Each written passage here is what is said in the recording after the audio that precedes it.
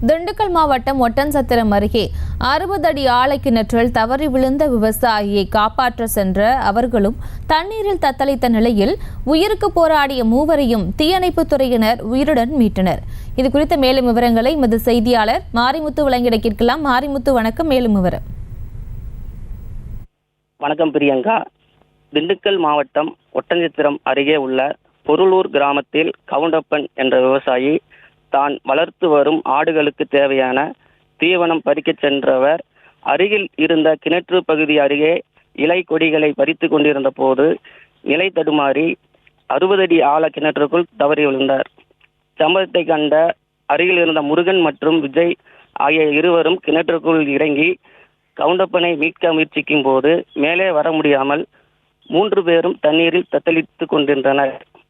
இது குறித்து ஒட்டன்சத்திரம் தீயணைப்பு நிலையத்துக்கு தகவல் அளிக்கப்பட்டு அங்கு விரைந்து சென்ற தீயணைப்பு துறையினர் கிணற்றில் தத்தளித்துக் கொண்டிருந்த 3 பேரையும் உயிருடன் மீட்டனர்.